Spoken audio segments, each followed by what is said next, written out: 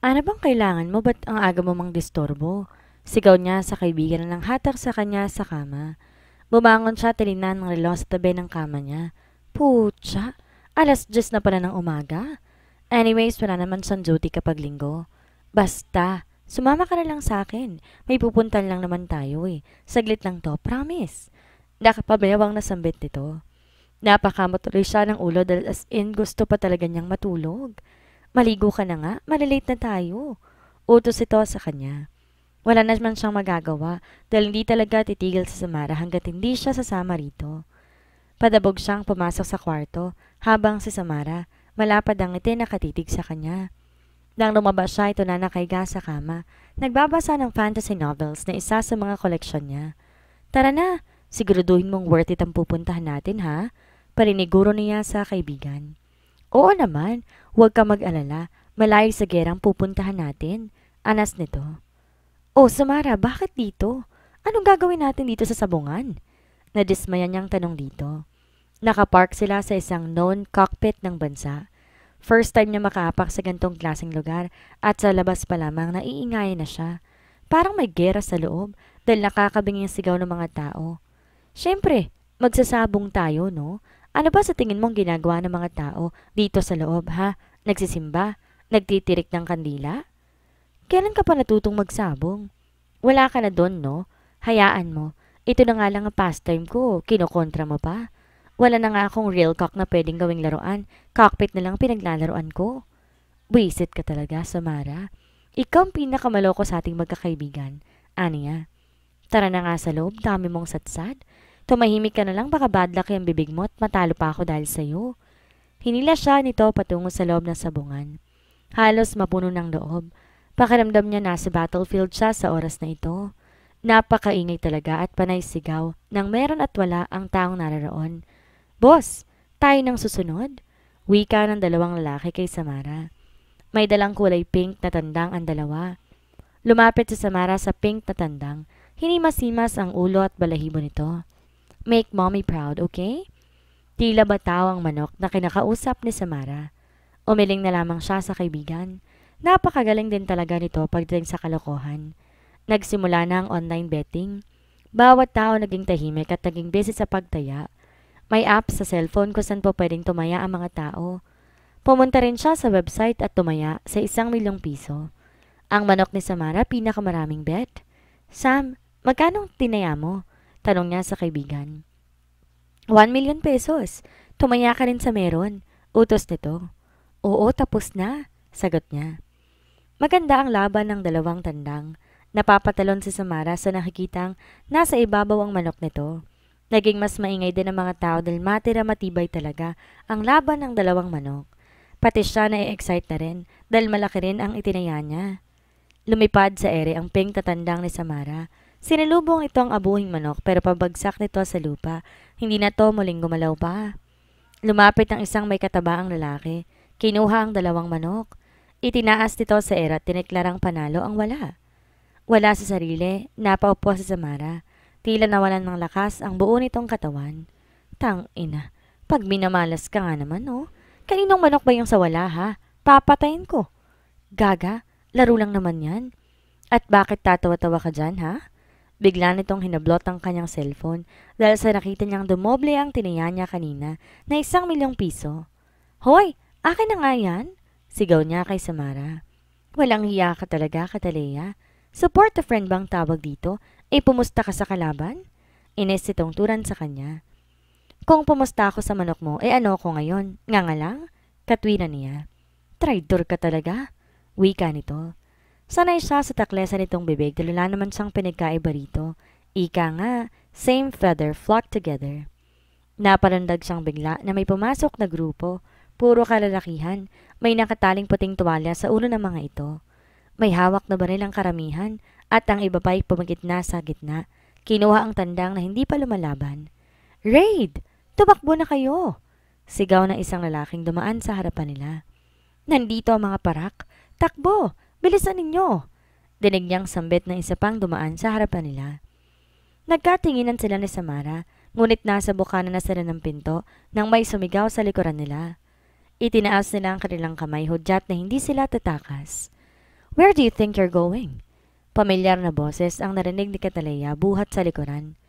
Ba't ka nagtatanong? Sasama ka ba? Nakangiti siyang humarap sa pulis. Kinindatan na mapagtanto kung sino ito. Franz Jeller.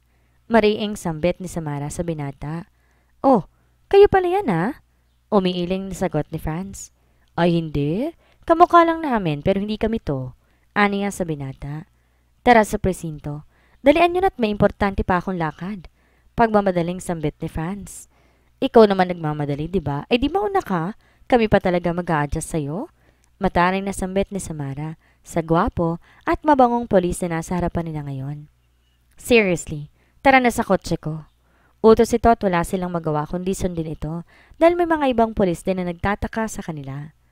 Sumunod sila sa binata sa parking lot, pumasok na sa loob ng sasakyan nito. Anong ginagawa ninyong dalawa sa sabungan? Seryoso nitong tanong. Naghahanap ng jowa, pero ako palang nahanap mo. Nakangiting sambit ni Samara, hinihimas ang pisngi at hinila pa ang baba ng gwapong binata. Tigilan mo nga ako dyan sa mga kalokohan mong babae ka. Where can I drop you? Yung malayo dito para hindi kayo makikita ng mga tauhan ko. Dapat nga sa presinto ko pa kayo dinala. Ani Franz na nakatingin kay Kat. Saan ka ba pupunta? Tanong ni Samara sa binata. Nagmamadali nga ako. May alumni homecoming kami ngayon. Sagot ng binata. Ng mga Coke and Can? Tanong ni Samara. Reunion namin ng mga high school classmates ko. Anito. Sang school? Tanong ulit ni Samara. Teka, abogada ka ba? Kanina ka pa tanong ng tanong ah. May diing sambit ng binata. Sasama na lang kami sa alumni ninyo. Wala naman kaming gagawin ni Kat eh. Wika ni Samara.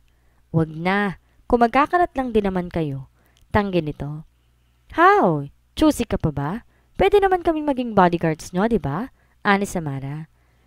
Sige, kung gusto niyo talagang sumama, edi tara.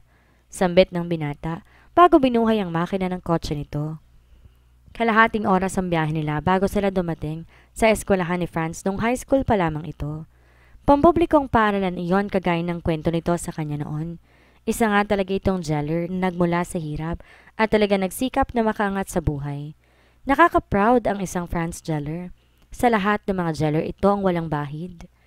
Pumasok sila sa loob ng isang classroom kung saan naroon ang mga klase ni Franz. Ipinakilala sila ni Franz sa mga kaklase nito. May mga simple at may mga angat sa buhay ang mga kaklase ni Franz. Kitang-kita niya ang mga matang may paghanga sa binata, lalo na ang mga babaeng naroon sa reunion. Parang ulam si Franz na kapag ihahain sa mesa, sold out na kaagad. Nakikipagkwentuhan si Franz sa mga kaklase nito habang sila ni Samara kumakain sa buffet table. You see, pag may alumni homecoming, may pagkain. Nakangiting sambit nito habang kumakain. Alam ko naman kung ano nasa isip mo kanina eh. Pero pakiusap lang Samara ha, huwag kang magte-take out, nakakahiya. Paalala niya sa kaibigan. Ay, grabe ka te. Di naman ako magnanakaw no, kukuha lang. Anito. Samara, sinasabi ko na sa'yo. Muli niyang banta sa kaibigan. KJ mo talaga, Kat. Mas mabuti na yung marami kang imbak na pagkain para sakaling gumuho man ang mundo, eh may makakain pa rin ako. Tsaka makakatipid pa ako, no? Nagsimulang uminom ng alak ang mga kalalakihan at ang mga babaeng kaklase ni Franz naman nagvivideo kay na sa loob. Bigla siyang pinagpawisan ng malapot na makita. Tumayo si Samara at may dalang mga plastic sa kamay. Lumapit sa buffet table. Nagsimula itong magbalot ng pagkain at desserts. Kapag sa kalokohan, si Samara ang number 1. Tiningnan niya sina Franz. Busy ang mga to at hindi napansin ang pagtayo ni Samara. Pati na rin ang mga babae hindi rin nakapansin. Tanging siya lamang palang nakatitig ngayon kay Samara na nagbabalot ng mga ulam sa mesa. Napakaganda at sexing babae ng kaibigan niya pero hindi talaga ito magpapahuli sa mga gantong okasyon. Kung pwede lang magpalit ng kaibigan eh, ginawa niya na noon pa man. Kagaya niya, hindi to tumataba. Kahit 10 beses pa yata silang kakain sa isang araw, sexy pa rin. Balutin mo ako sa hiwaga ng iyong pagmamahal. Gusto niya nang matunaw mula sa kinaupuan nung kinanta pa ang kanta ni Ate Shawi habang nagbabalot si Samara. Natakip niya ang kanyang sariling noo na makitang pinasok nito ang isang buong litsyong manok sa isang plastic. Gustong-gusto niya nang magpalamon sa lupa mula sa kinatatayuan niya dahil siyang nahihiya sa ginagawa ng kaibigan. Sumenya siya rito na tama ng pagbabalot pero pinandilatan lamang siya nito. Are you okay? Tanong ni Franz sa kanya. Oo. Oo, okay lang ako. Sinubukan niyang ngumiti pero ang isip niya ay nakay Samara. Naging maganda ang pakiramdam niya na makita. Umupo na si Samara. Sinabit ang malaking puting plastic sa isang pako sa gilid ng bintana. Pagkatapos pumunta to sa grupo ng mga kalalakihan na pawang mga kaklase ni Franz at nakipag-inuman sa mga to. Kung di niya to kilala, iisipin niya, pariwara itong babae. But Samara is a virgin. Taklesa at pilya ito pero hindi ito isang bitch. Tila tuwang-tuwa naman ang mga kalalakihan sa dalaga. Nakikipag-appear pa ito sa mga kaklase na parang kaklase din niya. Walang hiya talaga. Gagawin niyo pa akong driver? Naiinis niyang sambit habang akay-akay ang dalawa patungo sa kotse. Si Samara nakayakap sa kanang balikat niya habang si Franz sa kaliwa niya. Umuusok ang ilong niya dahil lasing na lasing ang dalawa. Teka lang, babalik ako sa loob. Pautal na sambit ni Samara. For what? Tanong ni Franz dito. Pero siya alam na niya kung anong naaalala nito. Yung pa-take out ko, nakalimutan ko eh. Nakasabit lang yun sa pako. Halos mabuwal to sa paglalakad pabalik sa loob. Basta't pagkain eh, di talaga malilimutan ni Samara. Inalalayan niya si Franz papasok ng sasakyan, ngunit sabay silang nahiga sa upuan dahil na out of balance siya habang inaakbayan ng binata. Pumaibabaw to sa kanya at kahit anong tulak niya sa binata, parang simento ang katawan nito na hindi natitibag kahit anong pagpumiglas ang gagawin niya. Tumigil siya nung hawakan nito ang magkabilang pisngi niya at napatitig naman siya sa mapupungay nitong mga mata. Nabigla na lamang siya nang bigla siya nitong hinalikan sa labi niya. Nag-ipon siya ng lakas at itinulak niya ito. Tila natauhan naman ang binata at tumingin ng paumanhin sa kanya. Hoy Jeller, tigilan mo ko ha? Ano niya sa lalaki? Nakangisi lamang to habang nakatingin sa kanya. Pumunta siya sa driver's seat, binuhay ng makina ng sasakyan ni Franz. Nakita niya sa Samara parang baliw na pasuray-suray naglalakad patungo sa kanilang direksyon. Sa isang kamay nito naroon ang malaking puting plastic na puno ng ulam at desserts. Kahit sa nitapon ng babaeng to, talagang mabubuhay to eh. Usog-usog, bilis at papasok ang Reyna. Pagtataboy nito kay Franz. Reyna ng take-out. Mukhang binalot mo na atang buong alumni homecoming ha. Yung mesa at mga plato hindi mo ba iniuwi? Natatawang sambit ni Franz sa babae. Eh kung ikaw na lang kayang iuwi ko, may ulam na, may dessert pa. Tawang-tawa siya sa bangayan ng dalawa. Tila mga batang nasa grade school ko mag-away. Kahit nagbabiyahe na sila, hindi pa rin tapos ang palitan ng salita nina Franz at Samara. Ayoko nga sa'yo, nakakainis ka. Dinig na sambit ni Franz kay Samara. Naiinis ka kasi type mo ko, no? Swerte mo kaya kapag ako minahal mo, Mr. Pogi? At paano naman ako magiging swerte sa'yo? Kapag ako ang pinili mo, babalutin kita ng pagmamahal. Pagkain nga binabalot ko, ikaw pa kaya? Pamimiloso po ni Samara sa lalaki. Nakakatawa ba yun? Wika ni Franz. Choosy pa. Pagkain nga hindi ko nakakalimutan, ikaw pa kaya? Tsaka babalikan kita ng paulit-ulit, kagaya ng ulam na binalikan ko kanina. Diba you're so lucky to have me? Natatawang sambit ni Samara sa lalaki. Hindi ako kinilig kahit 1%. Matigas sa sambit ni Franz kay Samara. Tawang-tawa naman si Samara sa reaksyon ng binata. Halatang inis na inis sa talaga ito sa kaibigan na walang tigil sa pamamiloso po nito. Di nagtagal nakarinig sila na malakas sa pagsabog. Hindi yon galing sa kanila, kundi sa gulong ng sasakyan ni Franz. Napamura siya na malakas. Sino mag-aayos ng gulong dahil lasing na lasing si Franz? Tinawagan niyang kakilala niyang may shop sa di kalayuan, pero ayon dito after 3 hours pa ito makakarating dahil may inaayos din tong gulong. Alas 8 na ng gabi. Ibig sabihin alas 11 pa ito makakapunta sa lokasyon niya? Wala rin masyadong building at bahay sa kinaroroonan nila, kaya minabuti na lamang nilang maghintay. Dahil napakainit sa loob ng kotse, lumipat silang tatlo sa isang waiting shed na nasa kabilang kalsada lamang. Gutom na ako. Narinig niya ang pag-aalboroto ng kanyang tiyan. Tumayo naman si Samara at tinaas ang isang kilay nito sa kanya. Tingnan mo, sa oras ng kagutuman, take out lang maaasahan.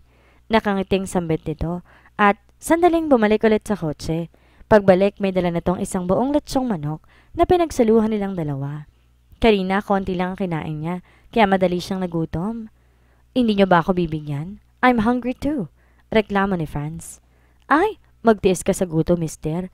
Kanina down na down ng pagkatao ko sa'yo. Ngayon manghihingi ka? Kiss mo muna ang pisngi ng puwet ko. Sarap talaga. Buti na lang nakapag-take out ako. Sambit ni Samara habang nakatingin sa binatang nakahiga sa upuan ng shed. Don't you know that I paid everything in that reunion? Sigaw ng binata. Aba, pakiko ko ikaw gumastos, no? Walang pangalan mo dito sa hita ng manok, kaya Mr. Pogi, magjete ka dyan sa gilid. Leche? Sigaw din na Samara. Napailing na lang siya sa bibig ng balahura at Amazona niyang kaibigan. Levi Nathaniel. Maaga silang umalis para umattend ng love drive sa isang isolated school sa isang baryo. Taon-taon ginagawa ito ng mga grupo ni Levi kapag malapit na ang Kapaskuhan. The Moon Star o ang samahan ng mga CEO ng mga malalaking companies na nagbigay ng tulong sa mga kapuspalad ng pamilya ng mga estudyante sa naturang paaralan. Masukal ang daanan papunta sa baryo pero natutuwa siya dahil sa lunti ang paligid. It's far from the dirty air of the city. Isang malaking shuttle bus ang sinakyan ng mga miyembro ng samahan at may 3 malalaking truck puno ng supplies para sa mga recipients. Silang mga bodyguards nakakalat. Sina Franz at iba pang mga polis na tauhan nito sa unahan, samantalang mga tauhan niya sa hulihan. Meron ding nakasakay sa big bike at siya naman nakasakay ng sarili niyang sasakyan na mag-isa. 1 oras ang biyahe bago nila narating ang eskwelahan. Di naman to masyado malaki at sa katunayan nga, may 6 na rooms lamang. 2 ilog ang dinaanan nila at talagang buwis buhay ang pagpunta sa eskwelahan na iyon. Sinalubong sila ng 6 na guro ng Mangga Elementary School. Kinamayan to ng presidente ng Moonstar. Isa sa mga tinitingnan ng negosyante sa bansa na si Blake Del Fierro. Nakasanda lamang siya sa malaking puno ng mangga habang pinagmamasa ng mga mayayamang negosyante na inahanda ng kanilang ibibigay sa mga tao. Sina Franz naman nakabantay sa gate ng paaralan. May mga regalo at malalaking plastic bags ang inilatag nila sa isang maliit na stage. Ayon sa principal, 500 pamilya ang naroon ngayon. Nilibot niya ang kanyang paningin upang hanapin si Levi. Kanina pa kasi niya ito hinahanap, ngunit hindi niya ito mahagilap. Nasaan si boss? Tanong naman ni Cataleya sa isa niyang tauhan. Nandun po oh. Tinuro si Levi na naglalakad patungo sa stage, kasama na isang matangkad at mestisang babae. Hanggang balikat ang kulay blonde nitong buhok, at hindi niya nabet ang babae sa unang tingin pa lamang, panay chancing na nito sa asawa niya. Ito mismo ang humahawak sa braso ni Levi na tila ba first time makatapak ng lupa ng bruha. Naka-cross arms lang siya habang pinagmamasa ng dalawa sa malayo. Umupo ang mga to sa nakatambak na mga gifts. Kitang-kita niyang pagngiwi ng bibig ng babae habang nakatingin sa mga taong nakapalibot sa mga ito. Napaismid siya dahil ba't pa talaga ito sumama kung mandidiri lang pala sa mahihirap na tao. Super arte. Gusto niya na kaagad bigyan to ng leksyon pero pinipilit niya pa rin magtimpi. Lumapit siya sa dalawa at umupo sa gilid ng stage. Pawisang nakatingin sa kanya si Levi dahil kilalang kilala na talaga siya rito. Sumenya siya sa asawang lapitan siya at sinunod naman siya nito. Hey, are you alright, baby? Mahinang sambit nito sa kanya. Ako ba? Yes. Okay sa alright talaga. How about you? Kamusta kay ni Blonde? Nginuso niya ang babaeng busy sa pagayos ng mga regalo. Oh, she's Shasha. Inaanak rin niya si Daddy. Kaklase namin niya ng kuya mo. Sagot nito. Kaklase pala ha? Aniya. Hi there. May kasama ka pala, Tweety. Nakangiting sambit ng babae na makalapit sa kanila. Gusto niyang humagikik pero pinipigil niya ang sarili. Yes, Tweety. Naputol na wika ni Levi. I am Catalea Valkyrie Mondragon Johnson. Hello, Tweety. Ani rito. Oh, hindi Tweety ang pangalan ko. Tawagan namin yung Levi since we're kids. I'm Shasha. Nakangiti nitong saad. Ang pangit naman. Wala sa sariling nabigkas niya. Ano? Nagtatakang tanong ng babae. Wala. Sabi ko, pait-pait ng kinakain kong candy. Nataranta niyang saad. You know, we're super duper close since then pero nag-transfer ako sa States eh. Di buti nga sa'yo. Mabuti nga sa States ka nag-aral. Mas maganda yon para sa future mo. Pagpapaliwanag niya. Don't you know that we're destined to be married? Bata pa lang nagkasundo ng mga magulang namin na kapag nasa tamang age na kami, ipapasal nila kami ni Tweety. Pero nalaman ko lang last time engaged na pala siya kay Trixie. Kitang-kitang lungkot sa mata ng babae. Ah, kasal na nga siya eh. Dagdag pa niya. Kinasal na sila? Tila napakasamang balita ang narinig nito mula sa kanya dahil biglang namula ang mukha nito. Oo, kasal na sila sa kama pero sa simbahan hindi pa, sagot niya. Nakita niya si Levi dahan-dahan bumalik sa pwesto nito kanina. Inayos mo na yung mga regalo kahit nakayos na mga to kanina pa. Ah, ganun ba? Mabuti na lang pala at hindi pa sa simbahan. May chance pa ba ako? Tanong nito sa kanya. Sabi nga nila na mas madaling hulihin ng manok kapag nakatali na ito. Pamimiloso po niya. Really? Eh ikaw, bakit parang malapit kayo? Tanong ng babae. Ah, I'm his bodyguard. Wika niya. Wow, really? Oo. At pinapatay ko mga babaeng nagtatangkang maglandi sa kanya.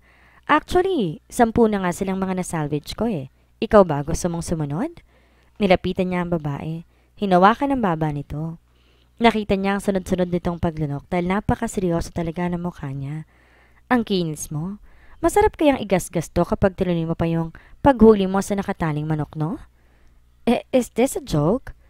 Do I look like I'm joking here, Tweety Bird? Tanong nito. Excuse me ha. May gagawin pa ako. Gusto niyang pumalakpak na makita ang babae na tarantang umalis at pumasok sa isang classroom. What did you do? Nakakunot ang noon Levi nang lumapit to sa kanya. Ha? Ako? May ginawa? Nambibintang ka ba? She denied. Ang sabi ni Mr. Blake, umiiyak raw si Shasha sa loob ng classroom. Ikaw lang naman ang huli niyang kausap eh. Natawa siya sa narinig. Parang batang paslit na inagawa ng candy, kumakaiyak at magsumbong ang bruha. I didn't say anything to her, tanggi niya. Alam kong tinakot mo siya dahil sa nakita at narinig mo kanina. Don't worry. Dahil ko anumang namagitan sa amin, noon pa yon. Kung malapit kami sa isa't isa, dahil yun sa pagiging magkaibigan namin, simula ng bata pa kami. At saka tayo na, ba? Diba? Alam mo namang may relasyon na tayo, ba't maghahanap pa ako ng iba? Mahaba nitong salaysay. Kung kanina mo pa sana sinabi yan, di sana hindi siya natakot at umiiyak ngayon na parang batang naagawan ng laruan? Sagot niya. I knew it. Tama nga talagang hinala ko na ikaw may gawa ka, Talea. Mag-sorry ka sa kanya. Utos nito. Os, parang grade 1 lang? Ayaw mo? Tanong nito. O sige na, ikaw nang panalo. Pero mamaya ko siya pupuntahan at ihingi na ako. Gusto mo si mama? Isip bata ka pa rin talaga, Valkyrie. Umiiling na sambit ni Levi. Kumuha siya ng isang regalo bago pumunta kay Shasha. Dumaan muna siya ng CR. Pero malayo pa lang amoy na niya ang CR kaya't naglakad siya patungo sa likurang bahagi ng paaralan. Naghanap ng pwesto kung saan po pwedeng umihi. Umupo siya at pakanta-kanta pa habang umiihi sa likod ng isang malaking puno. Tatayo na sana siya na makita ang isang ahas paakyat sa malaking puno. Kulay green at mahaba yon, pero malit lang naman at hindi makamandag. Hey, how are you? Tanong niya kay Sasha na pinapahid ang basa nitong mukha. Stay away from me, please. You're a dangerous person. I can't stand being with you. Naiiyak nitong sambit.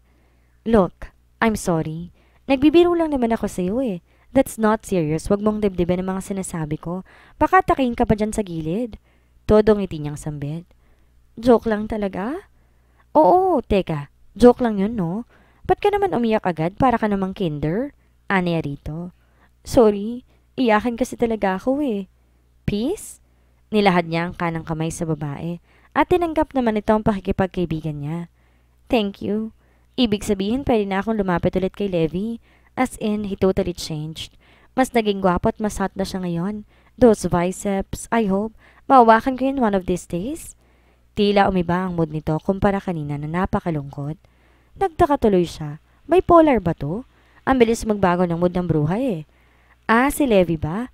Ay, sige, subukan mo. Natatawang sambit niya. Sino bang mas maganda at sexy? Ako ba o si Trixie? Tanong ito. Siyempre ako, sagot niya.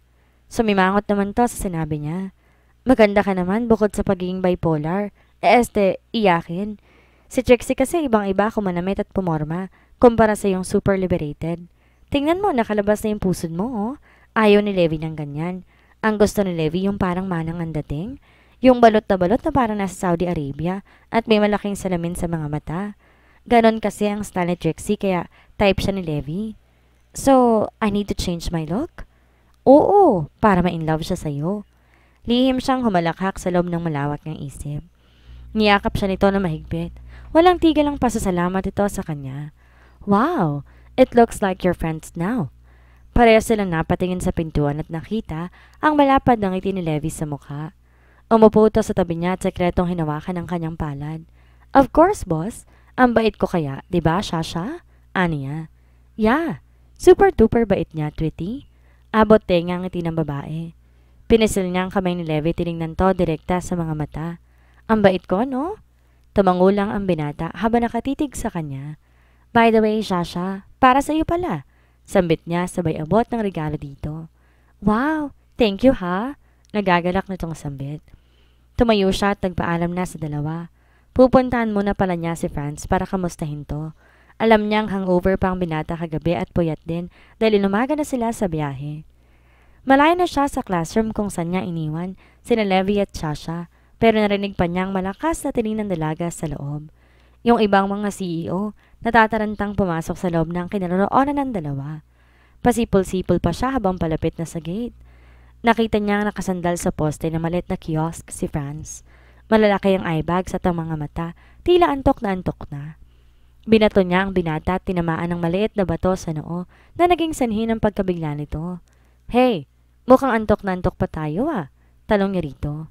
Paano kung makakatulog ng ayos kagabi ha? Yung kaibigan mo napakaingay. Hanggang ngayon, kitang-kita pa rin niya ang inis sa mukha ni Franz para kay Samara. Kagabi, sa kondo sila ni Samara nagpalipas ng gabi. Di na sila nakauwi pa. Hindi ka na nasanay kay Samara? Sa uulitin, wag mong isasamang babaeng yon. Ang hirap pakisamahan at napakatakaw pa. Dagdag pa nito. Naghibit balikat na lamang siya at umupo na muna sa upuan ng kiosk. Damn you, Cataleya!